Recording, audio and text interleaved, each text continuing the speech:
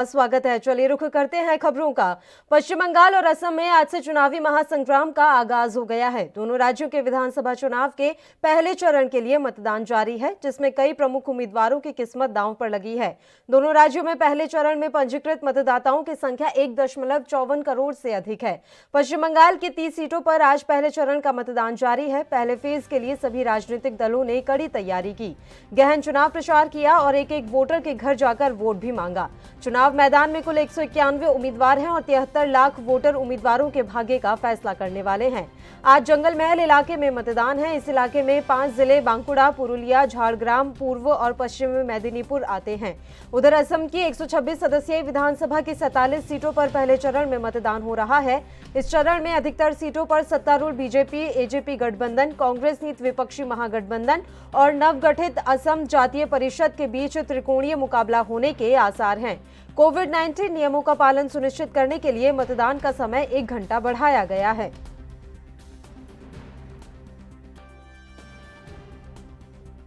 करके इस प्रकार बनी बनाई कंप्लेन कर रहे हैं, उसके लिए चुनाव कमीशन है, उसके लिए सेंट्रल फोर्स है।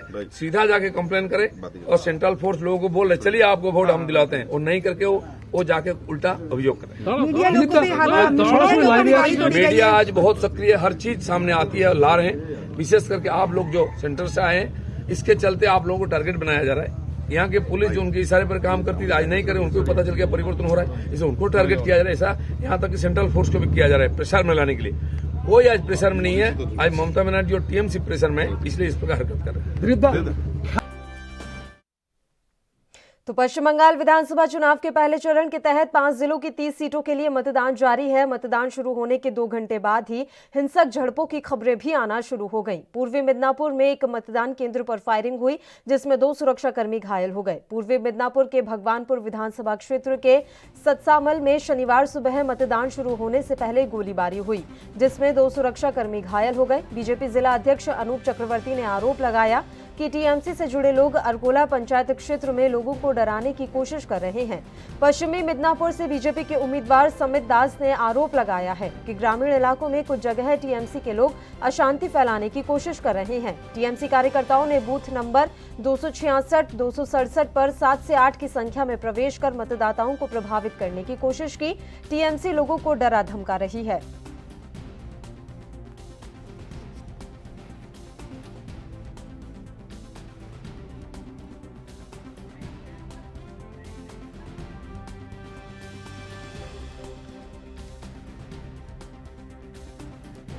तो आपको बता दें कि पश्चिम बंगाल में बवाल भी देखने को मिल रहा है। मतदान के दौरान हिंसक झड़प की खबरें भी लगातार सामने आ रही हैं। इस बीच ये जानकारी मिल रही है कि पूर्वी मिदनापुर में मतदान शुरू होने से पहले ही फायरिंग हुई, जिसमें 2 सुरक्षाकर्मी घायल हो गए।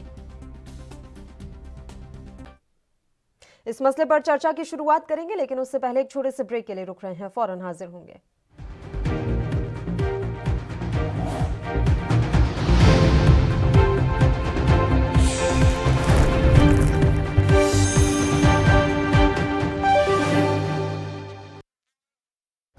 ਵਿਦਿਆਰਥੀਆਂ ਨੂੰ ਆਨਲਾਈਨ ਸਿੱਖਿਆ ਨਾਲ ਜੋੜਦੇ ਹੋਏ 12ਵੀਂ ਦੇ ਵਿਦਿਆਰਥੀਆਂ ਨੂੰ ਦਿੱਤੇ 1,75,443 ਸਮਾਰਟਫੋਨ। 4 ਵਰਿਆਂ ਤੋਂ ਵਿਦਿਆਰਥੀਆਂ ਦੀ ਪੜ੍ਹਾਈ ਦਾ ਪੱਧਰ ਉੱਚਾ ਚੁੱਕ ਰਹੀ ਪੰਜਾਬ ਸਰਕਾਰ।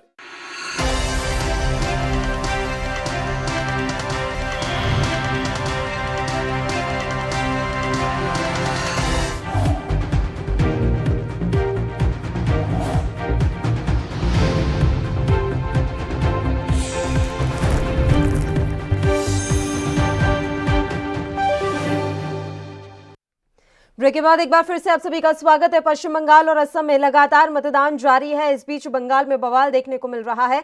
पूर्वी मिदनापुर और पश्चिमी मिदनापुर में हिंसक झड़प की खबरें सामने आई हैं। पूर्वी मिदनापुर में तो फायरिंग तक हुई है, जिसमें 2 सुरक्षाकर्मी घायल हो गए। चलिए अब आपको सुनाते हैं वहां से बीजेपी कार्यकर्ताओं की क्या कुछ प्रतिक्रिया सामने आ रही है। मामला कुछ नहीं, मामला पूरा झूठा है। अपना भाजपा का जो कार्यकर्ता है सब शांतिपूर्ण से यहाँ बैठे हैं, महिलाएं हैं, पुरुष है, सभी है। बार बार वो लोग प्रोवोक करने का कोशिश कर रहे हैं, वोट को बिगाड़ने का चेष्टा है। हम लोग यहाँ शांतिपूर्ण बैठा है। वो कहीं होगा किसी से सरकार 10 साल उनका चला तो किसी से नौकरी देने के बहाने रुपया लिया होगा, तभी वो मांग रहा है रुपया वापस। नौकरी तो नहीं मिला 10 साल में, अभी सरकार भी जाने वाला है, तो जो पैसा दिया उसको तो पैसा लौटाना है। पैसा नहीं लौटा रहा, इसको वो मारपीट कर रहा होगा वो सब आदमी। आप लोगों ने नहीं मारा? हमने उसको हाथ, क्या जरूरत है जब जनता का आशीर्वाद बीजेपी का साथ है तो बीजेपी को मारपीट करने का गोटा सारा इंडिया में किसी भी वोट में भाजपा ने किसी को अभी तक मारा ऐसा कोई रिकॉर्ड है ही नहीं। क्या नाम हुआ? हॉलीवुड का भी मतलब फ्लॉप हो जाएगा ये सब, ठीक। हॉलीवुड का भी फ्लॉप हो जाएगा। बोलिए। वो टीएमसी वाले तो हाँ जी। एलिगेशन लगा रहे हैं कि आप लोगों ने उनके साथ मारपीट किया है, सर फट गया है। देखिए, मैं पोलिंग एजेंट हूँ, मैं अंदर काम कर रही थी, मेरे आदमी जाके मुझे इतला देके लेकर आए, बोले कि यहाँ मार रहे हैं हम लोग को। वो तो पहले कुत्ते लोग को मार रहे थे, इंसान कुत्ते सबको मार रहे हैं ये लोग। आप लोगों ने शांति से ना, क्यों हम लोग मारेंगे? भाजपा फैमिली कभी किसी को हाथ उठाते नहीं है। जो भी क्राइम होता है टीएमसी से होता है, जो भी क्राइम पहले होता है टीएमसी से होता है। क्या नाम हुआ आपका? चलिए अब इस मसले पर चर्चा की शुरुआत कर लेते हैं। इस समय दो मेहमान हमारे साथ लाइव जुड़ गए हैं, योगेश सोनी जो कि वरिष्ठ पत्रकार हैं और योगेश कौशिक जो कि राजनीतिक विश्लेषक हैं। दोनों ही मेहमानों का स्वागत करती हूं एएनबी न्यूज पर। क्योंकि दोनों ही मेहमानों के नाम सेम है तो थोड़ा कंफ्यूजन हो सकता है, इसलिए मैं दोनों से रिक्वेस्ट करूंगी थोड़ा ध्यान से सुनिएगा सर कि मैं किसके पास आना चाह रही हूँ। तो सोनी साहब, पहले आपसे ही शुरुआत कर लेते हैं। सीधा सा सवाल है कि क्यों पश्चिम बंगाल में बीजेपी जीत की उम्मीद कर रही है? बीजेपी पूरी ताकत दल बल के साथ इस समय लगी हुई है। इसका एक विशेष कारण ये है कि बीते विधानसभा चुनाव में मात्र 3 सीट से संतुष्ट होना पड़ा था बीजेपी को, लेकिन जो रिकॉर्ड तोड़ जीत हासिल करी थी लोकसभा चुनाव में 40 सीटों में से 18 सीटें जो वो जीत गई थी, जिसका आश्चर्य आज भी बीजेपी को स्वयं भी होता है कि वहां पर चूंकि बीजेपी का कोई इतिहास और इतना बड़ा वर्चस्व, इतने बड़े राजनीतिक समीकरण नहीं थे। उसके बाद से बीते लोकसभा चुनाव 2019 से बीजेपी के अंदर एक अद्भुत सकारात्मक ऊर्जा आ गई है और वो पश्चिम बंगाल जीतने के लिए हर तरीके का प्रयास कर रही है, हर तरीके की चीजों का प्रयोग कर रही है।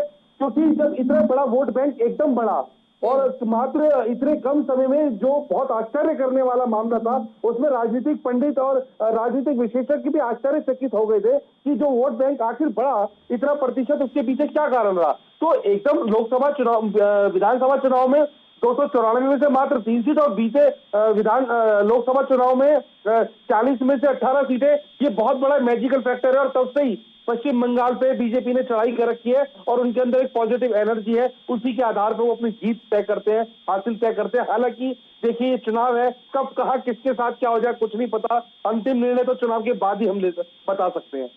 बिल्कुल कौशिक जी, हम भारतीय जनता पार्टी के बारे में ही बात कर लेते हैं। पश्चिम बंगाल चुनाव में बीजेपी जो जीत का दावा कर रही है, किस गणित के आधार पर यह दावा किया जा रहा है?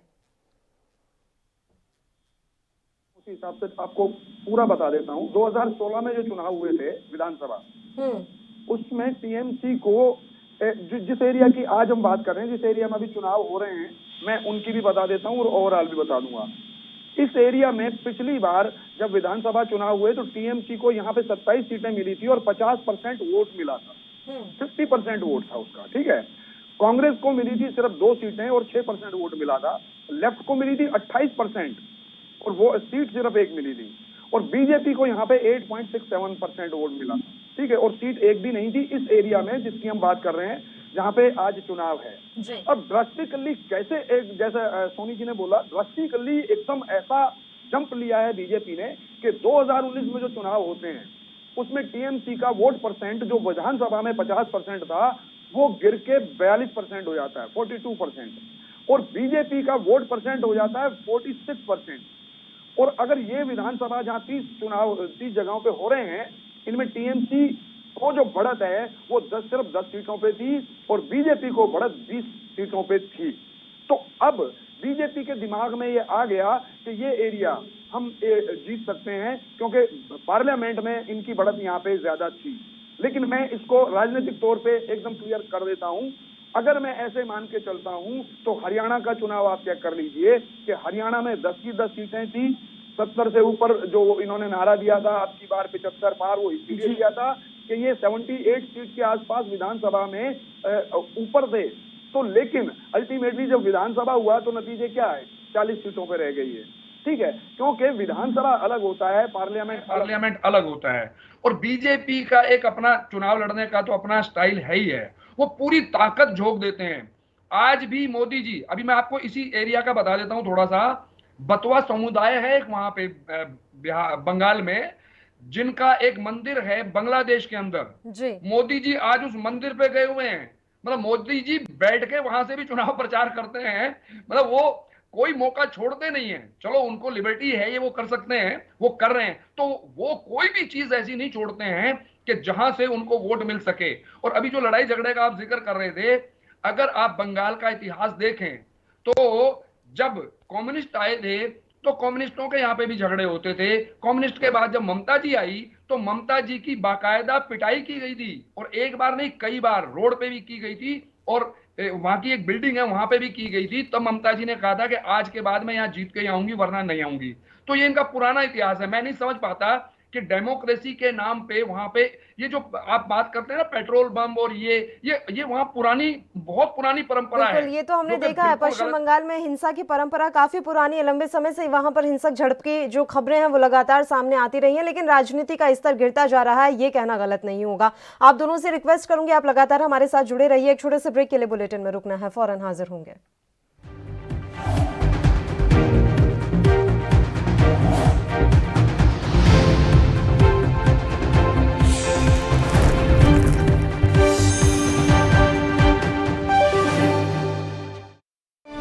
अठाठ हजार ਹੈਪੇਟਾਈਟਸ ਸੀ ਦੇ ਮਰੀਜ਼ਾਂ ਨੂੰ 73 ਕਰੋੜ ਰੁਪਏ ਦੀ ਮੁਫਤ ਦਵਾਈ ਦੇਣ ਵਾਲਾ ਭਾਰਤ ਦਾ ਪਹਿਲਾ ਸੂਬਾ ਬਣਿਆ ਪੰਜਾਬ। 4 ਵਰਿਆਂ ਤੋਂ ਮੁਫਤ ਸਿਹਤ ਸੇਵਾਵਾਂ ਪ੍ਰਦਾਨ ਕਰਦੀ ਪੰਜਾਬ ਸਰਕਾਰ।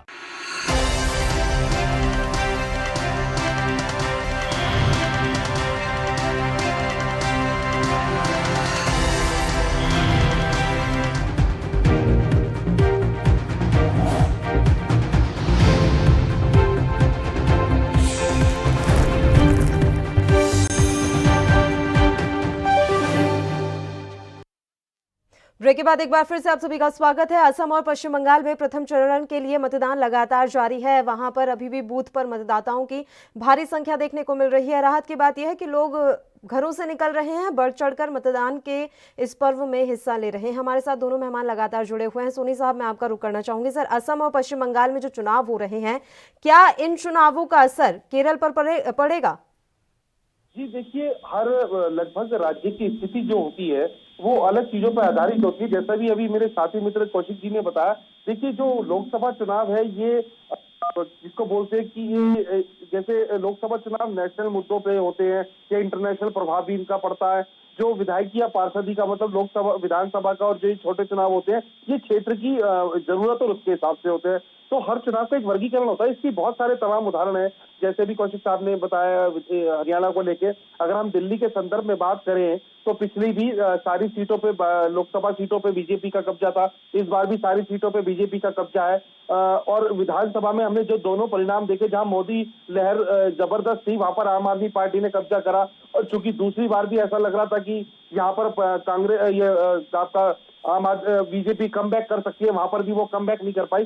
तो हर राज्य की हर चीजों के जो समीकरण है वो अलग अलग होते हैं। हाँ, हालांकि जो विधानसभा चुनाव लोकसभा चुनाव होता है, जो सांसदीय चुनाव होता है, ये कहीं ना कहीं एक ही धारा में, एक ही लहर में प्रभावित होता है। लेकिन विधानसभा चुनाव एक ही धारा और एक ही लहर, एक ही प्रभाव में प्रभावित नहीं हो सकता। तो हर स्टेट की एक अपनी कहानी होती है, हर स्टेट का अपना वो होता है। हालांकि आज नीति रणनीति के आधार पर अगर हम चर्चा करें हाल ही के चुनावों पर, तो अब मुद्दों से अलग हम जा रहे हैं पल्लवी। पहले मुद्दे जो होते थे वो किसी स्तर पे कुछ काम करा करते थे, लेकिन अगर हम पश्चिम बंगाल से देखें तो यहाँ ऐसा कोई चुनाव नहीं है, छोटा बड़ा, जहां पर दंगा ना हो, जहां पर हिंसा ना हो। और एक जानकारी मैं आपके चैनल के माध्यम से दे दूं, पश्चिम बंगाल एकमात्र ऐसा देश का राज्य बन चुका है जहां पर हिंसा की वजह से सबसे ज्यादा मौतें हो रही हैं।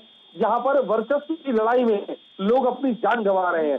ये लगता है ये बेहद दुर्भाग्यपूर्ण घटना है, ये निंदनीय है। यहाँ सरकारों को ये समझना पड़ेगा जो चुनाव है वो मुद्दों पे लड़िए। पीछे मैंने एक लेख भी फाइल करा था कि पहली बार हम देख रहे हैं कि मुद्दों से हटके कोई चुनाव दिख रहा है हमें। वो पश्चिम बंगाल का चुनाव में सबसे ज्यादा दिख रहा है, क्योंकि इन सारे 5 राज्यों में सबसे ज्यादा विधानसभा सीटें पश्चिम बंगाल की है।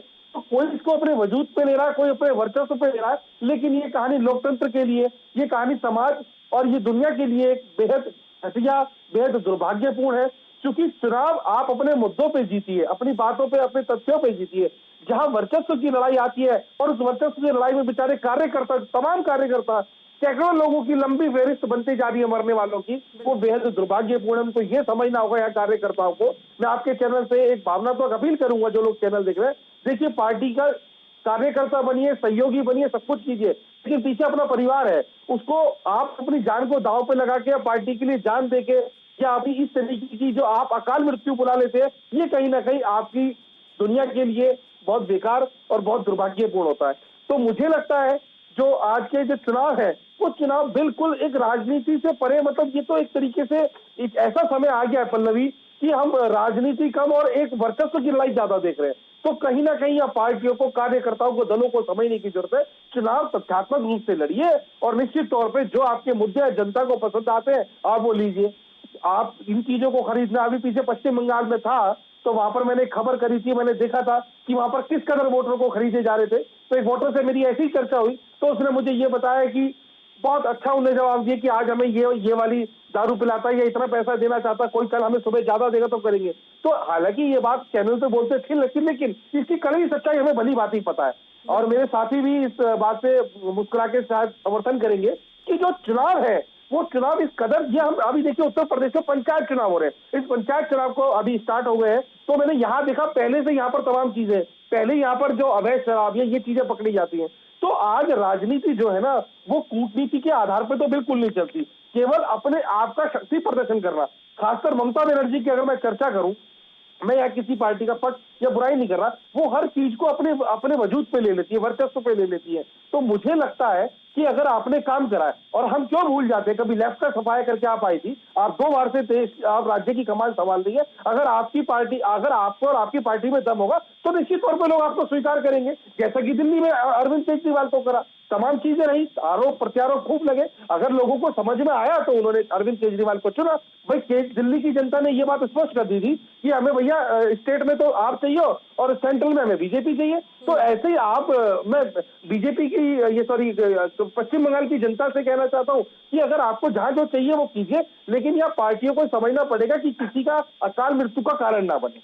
तो यही कारण है कि आज यहाँ पर जो हिंसा हो रही है या ये जो चीजें हो रही है, ये कहीं ना कहीं लोकतंत्र को प्रभावित कर रही है और इससे उग्रता, उद्दंडता और गुंडागर्दी बढ़ रही है। बिल्कुल ये स्वीकार्य भी नहीं है, बिल्कुल स्वीकार्य नहीं है। कौशिक जी आपके पास आना चाहेंगे। सर, दिलीप घोष के बारे में थोड़ा बात कर लेते हैं। बंगाल में बीजेपी का कायाकल्प करने का श्रेय सीधा सीधा उन्हीं को जाता है, लेकिन जीत का उद्घोष कर पाएंगे घोष?